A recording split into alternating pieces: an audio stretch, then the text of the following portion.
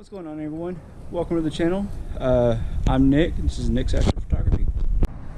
Alright, so first we're going to go ahead and get set up, and then we'll go in and see what we want to shoot. We do have a couple hours. I don't know if you can tell, it's still daylight until we can actually shoot anything. So I'm going to set up over here in the corner of my backyard and go from there.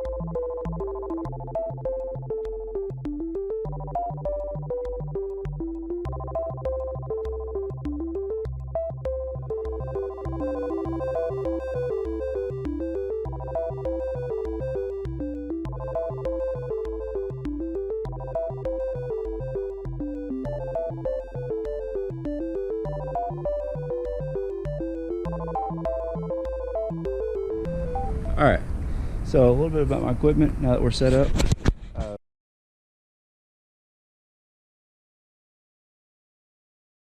I have for my telescope, it's the Celestron 8SE Nexstar.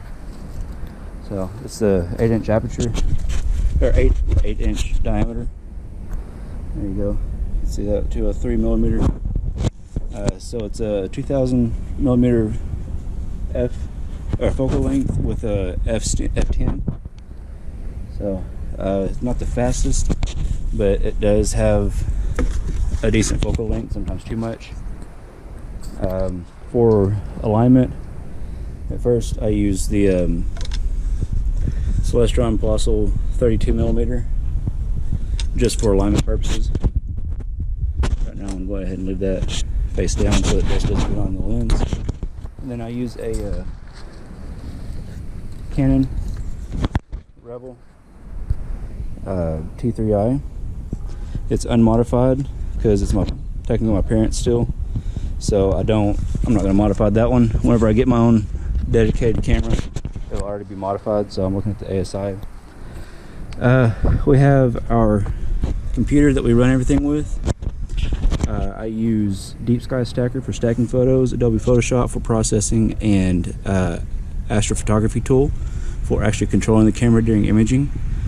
It is just an old hand-me-down laptop, nothing special. You don't need anything special to run astrophotography tool or anything like that. Then I have a batten-off mask that I made.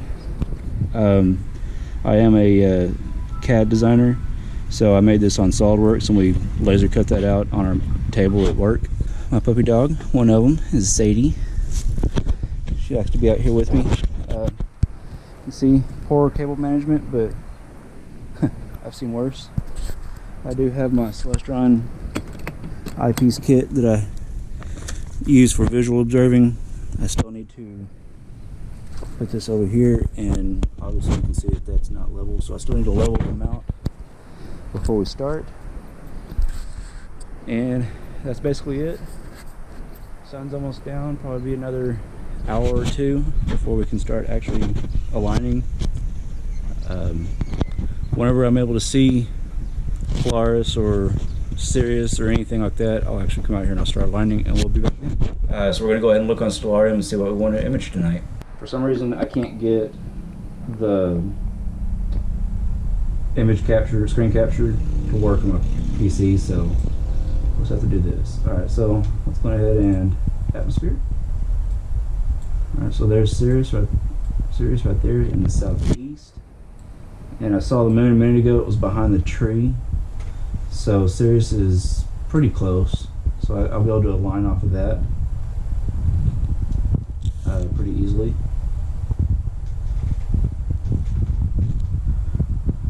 Let's see. Uranus and Venus are up. They're going to be too close to the horizon, so it'll still be kind of bright while we're trying to image them. We got the Pleiades right here. I have not tried to image them yet, but I want to say that my telescope is actually too big. Here, we can actually go ahead and look at that. So we'll click on Pleiades, zoom in because I know it's going to need it. Go up here to my box because I actually already have, yeah, see, I already have over here my I have the camera that I use, the EOS Rebel T3i, and I have a Celestron Nexstar 8SC plugged in here, so you can actually see where the box is right here. Zoom out a little bit, see where the box is. So my camera or my telescope is actually too large. If I were to get a focal reducer, it would still be a little large. I could get most of it. I'd have to get a smaller telescope, kind of like the Explorer Scientific would work perfectly. The ED102 or the Orion ED80T would also work as well. So let's go ahead and go back to the telescope that I have right now. There's Aldebaran right there with its star cluster. We have Orion. See, the other problem with the 8-inch Celestron is that says, oh, that's what the focal reducer. One second. There we go. Let's go down here and stop time. So with the 8SE, you cannot get the entire moon in the picture, in the frame. You have to do one half of the moon and the mosaic with the other half for a full moon. So for the 8SE, it's good for partial moon.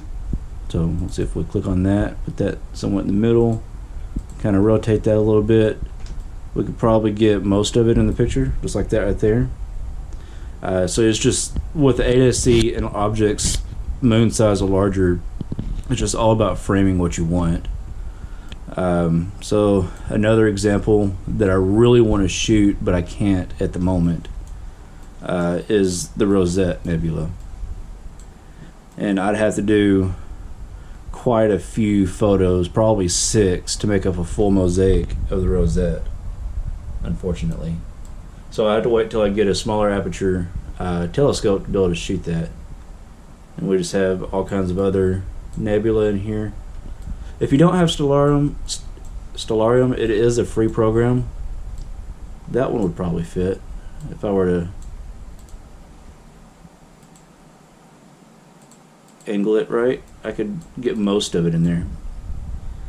But anyway, Stellarium is a free program, easy to download, easy to use.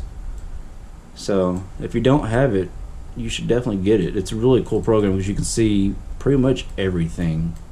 Star clusters, nebula, you can see even the head of Orion. I don't remember what that actual nebula is called, what the name is.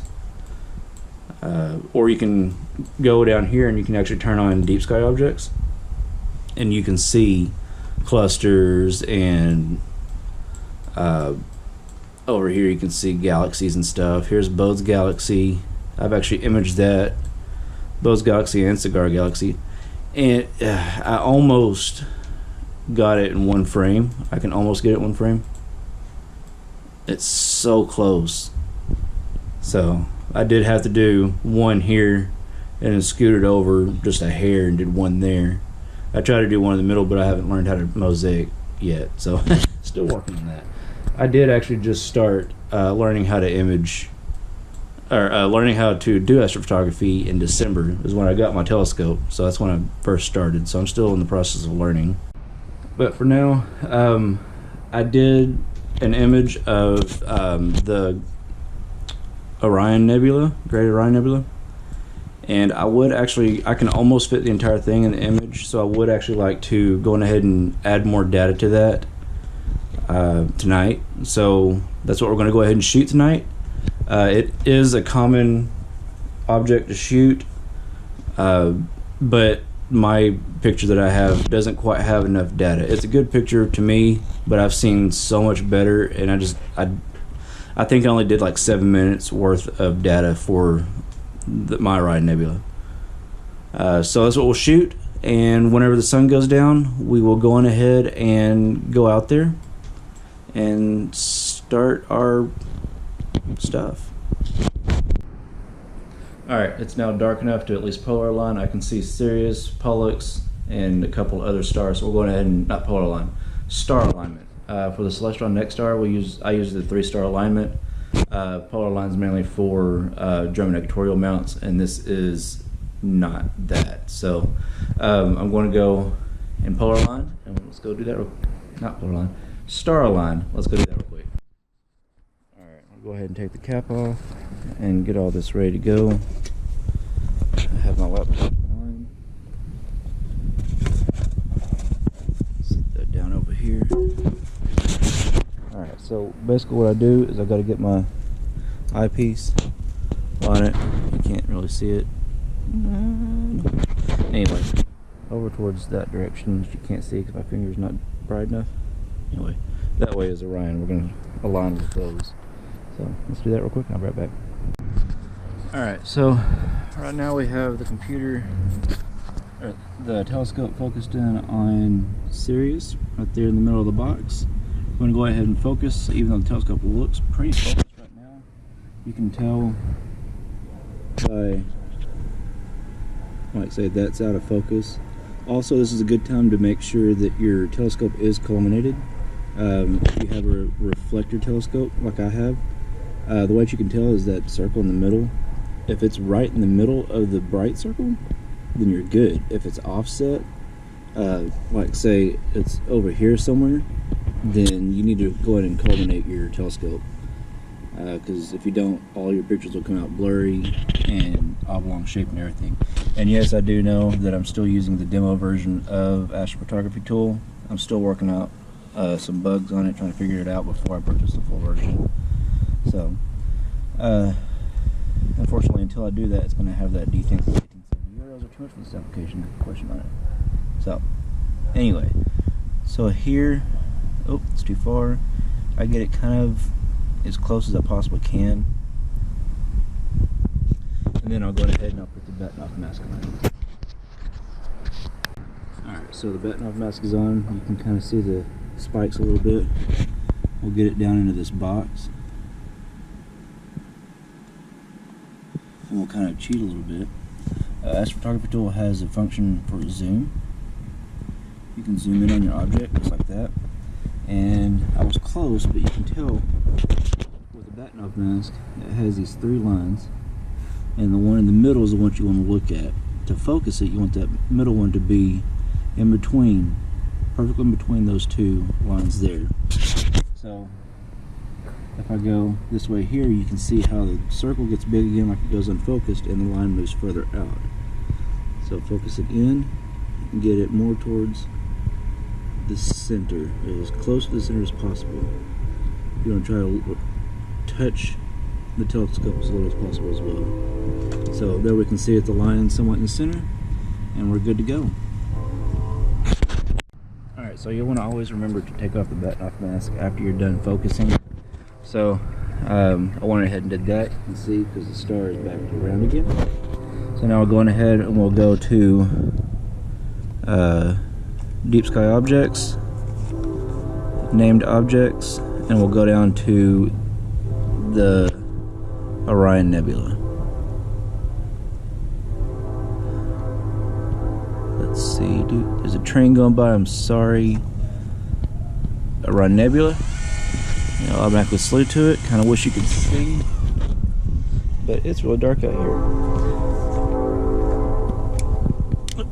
There we go, you can kind of see. Alright, so basically this is my setup now. I have the camera attached with the cords going to astrophotography tool, and yeah, so it's going to be, you can't see anything up there, but it's going to point up to Orion Nebula now. So let's see. Alright, so on here, Orion Nebula, you can kind of see these 3 stars down at the bottom. Those 3 stars are going to be your triangulum inside the nebula. So you want to try to get those centered up in the box. Oh, wrong direction. Not centered up necessarily, but right there is probably good. Alright, so we're going ahead and auto stretch so that you can see. You can't see anything because we haven't taken a picture yet.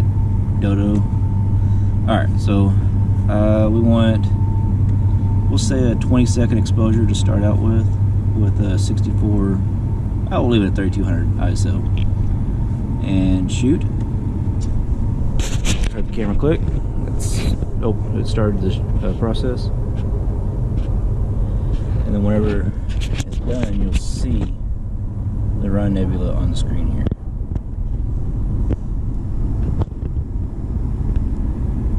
Great.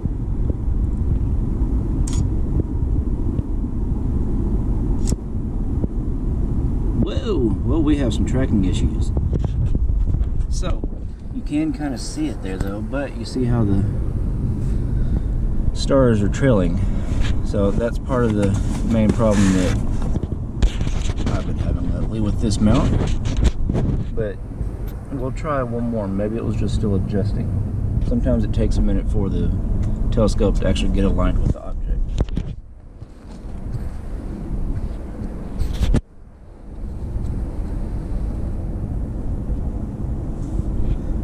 Try it again. Camera's going.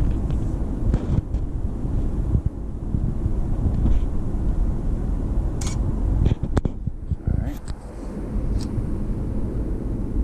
We still have tracking issues. So it's moving the object down. Let's see. Yep, it's moving it down. It's not actually tracking it correctly. So let's move that back up. Sometimes if you move in the down direction or the right direction, it'll just keep tracking that way for some reason. You have to press the up button or the left button again to stop it from moving. So it looks like it's staying still this time. We'll see. Let's go ahead and do another one. And sometimes astrophotography is a lot of trial and error, so you just don't know. You have to do some things here and there just to get it to work, and sometimes it does and sometimes it doesn't. Starting out with this hobby is really frustrating, especially if you don't know what you're doing. I mean, if you're starting out a hobby, you typically don't, but if you watch videos, it kind of helps. But until you physically do it is when you really learn. So hopefully it's tracking better this time. That's a little better. It's a little bright. But we're going to have that as well. I don't know if you can tell, but there's the moon right there. It's probably 70% illuminated. So it's supposed to be a full moon on the 14th, I believe. Today is the 5th, as you can see up here with the time in 24-hour mode. So we'll go ahead and turn down the ISO a little bit to 1600. That was a 30-second exposure, so we'll move that back to a 20 and try again.